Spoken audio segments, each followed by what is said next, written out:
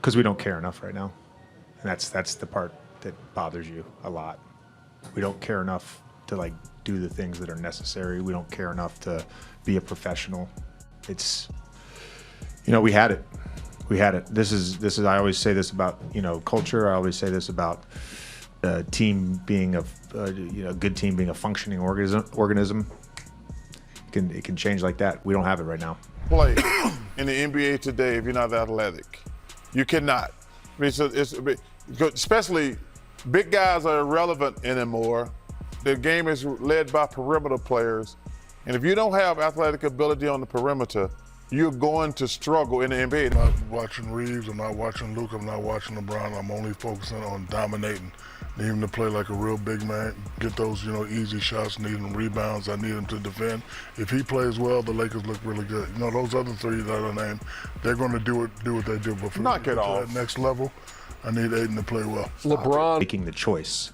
And too often we have guys that don't want to make that choice. And it's pretty consistent who those guys are. And so Saturday's practice, I told the guys, it's going to be uncomfortable. The meeting is going to be uncomfortable. I'm not doing another 53 games like this. Christmas Day was supposed to be a celebration in Los Angeles. Instead, it turned into an absolute nightmare.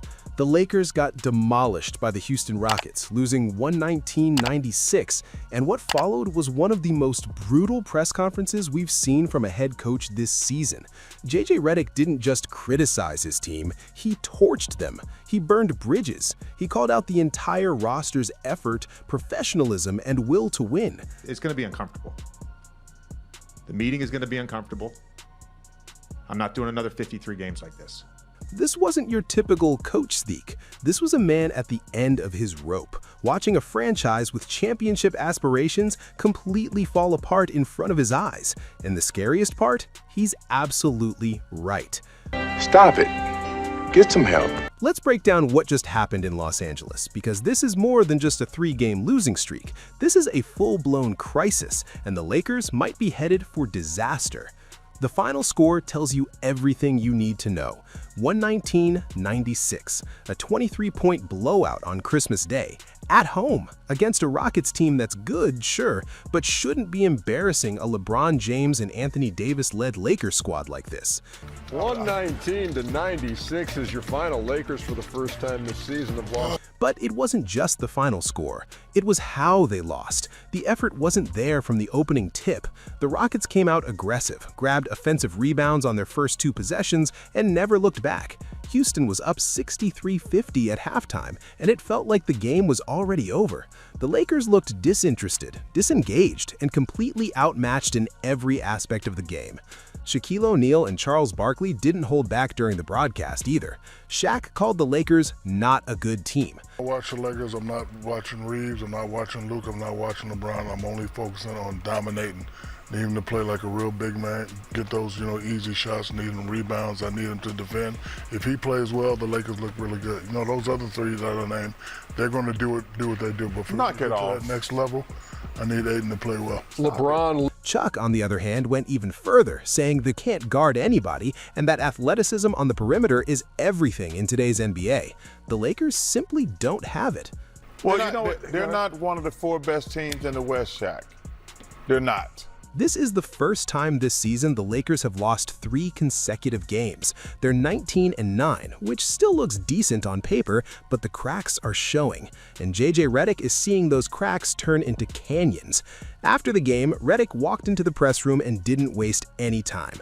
He was asked about the team's inability to execute the game plan, particularly on the glass and with turnovers. His response? Devastating. Fair enough right now. And that's the part that bothers you a lot. We don't care enough to like do the things that are necessary. We don't care enough to be a professional. Let that sink in. An NBA head coach just told the media that his players don't care enough. He didn't dance around it. He didn't give generic answers about needing to execute better or making adjustments. He said his team lacks professionalism, that they don't care. And he wasn't done. It can change like that. We don't have it right now. Redick was asked how his team, which looked so promising earlier in the season, could fall apart so quickly. His answer? Culture can change in an instant, and the Lakers don't have it right now. That's a terrifying statement from a first-year head coach who's supposed to be building something sustainable. But the most chilling moment came when a reporter asked about Saturday's practice. Redick's response was ice cold. I told the guys, it's going to be uncomfortable. The meeting is going to be uncomfortable. I'm not doing another 53 games like this. Uncomfortable. That's the word he used twice. JJ Redick is about to go scorched earth on this roster. He's had enough. And honestly, can you blame him? Let's rewind to the beginning of the game. The Lakers came out flat. Within the first minute, the Rockets grabbed offensive rebounds on their first 2 missed shots. Redick had emphasized rebounding in the game plan, and his team failed immediately. When asked how that felt as a coach, Redick's response was brutally honest. It doesn't matter how I feel. That's a man who knows his feelings don't change the fact that his team isn't executing. It's a reality check, and it's the kind of answer that shows Redick understands the job. This isn't about his emotions, it's about holding players accountable. And then there's the Austin Reaves injury situation. Reaves didn't return for the second half due to a calf issue. When asked about it, Redick admitted he didn't even make the decision. It was the team doctor who pulled him. Reaves is one of the Lakers' most consistent players, and losing him mid-game only added to the chaos. But injuries aren't an excuse for the lack of effort. LeBron James had 18 points. Anthony Davis left the game early. Luka Dončić and Reaves have only played together 7 times this season. The roster hasn't had time to gel, but that doesn't explain the complete breakdown we saw against Houston. During the broadcast, the crew didn't hold back either. Barkley pointed out that the Lakers came into the game ranked 23rd in defense, and he questioned how they could be contenders with that kind of defensive effort. Shaq focused on Anthony Davis, saying the Lakers need him to dominate if they want to compete at a high level. I'm not watching Reaves, I'm not watching Luka, I'm not watching LeBron. I'm only focusing on dominating.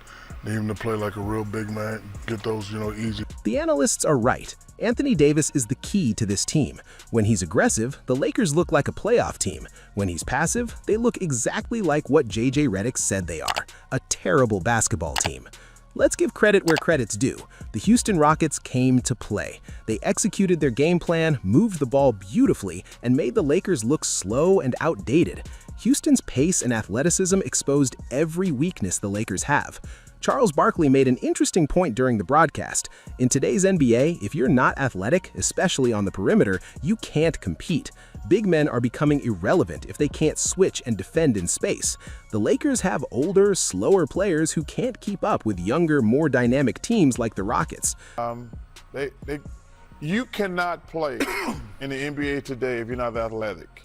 You cannot. I mean, especially big guys are irrelevant anymore.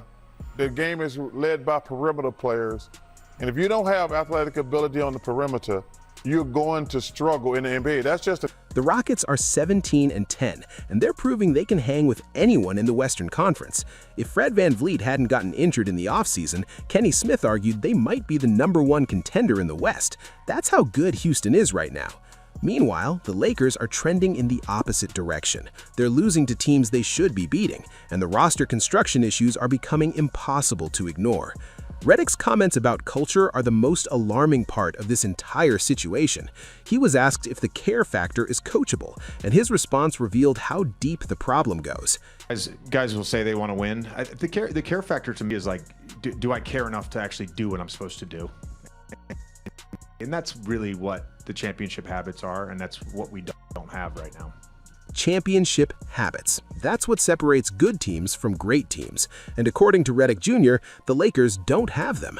Players are saying they want to win, but their actions don't match their words. They're not doing the little things, boxing out, fighting for loose balls, rotating on defense, that winning teams do consistently. Redick also mentioned that it's pretty consistent who those guys are. He's calling out specific players without naming names. That's a dangerous game to play as a first-year coach, but it shows how desperate the situation has become. He's trying to light a fire under his roster, even if it means risking backlash. We've given everybody a chance. But here's the problem. This is a LeBron James team. LeBron has a massive influence over roster decisions, coaching hires, and the overall direction of the franchise. How does a first-year head coach navigate that dynamic while also trying to establish his own authority? It's a tightrope walk, and one wrong move could blow up in Redick's face. There's also the Anthony Davis factor. AD has been inconsistent this season, and Shaq's criticism isn't wrong. The Lakers need Davis to be a dominant force every single night, not just when he feels like it. If AD isn't engaged, this team has no chance against the elite competition in the West. Let's zoom out for a second. The Lakers are 19-9, which is still a solid record. They're in the playoff picture, but the Western Conference is loaded this year. The Rockets, Nuggets, Thunder, and Mavericks are all legitimate threats. If the Lakers keep playing like this, they're going to get bounced in the first round, if they even make it that far. The margin for error is razor thin, and the Lakers are wasting games they should be winning. They can't afford to drop games to teams like Houston, especially not in blowout fashion. Every loss matters in a conference this competitive. And then there's the elephant in the room. LeBron James is 40 years old. This might be his last realistic shot at another championship. The clock is ticking, and the Lakers are running out of time to figure things out. Redick's press conference was a wake-up call. He didn't sugarcoat anything. He didn't protect his players. He told the truth, and the truth is, it's ugly. The Lakers don't care enough right now. The question is whether that message will resonate. Will players respond with urgency and professionalism, or will they tune out their first-year coach and continue sleepwalking through games? Saturday's practice is going to be a turning point. Either the Lakers come together and rediscover their identity, or this season spirals out of control. There's no middle ground anymore. Redick said he's not doing another 53 games like this. The Lakers better take him seriously, because if they don't, this season is going to end in disaster. The culture is broken, the effort isn't there, and time is running out. Welcome to the Lakers crisis. This is only the beginning.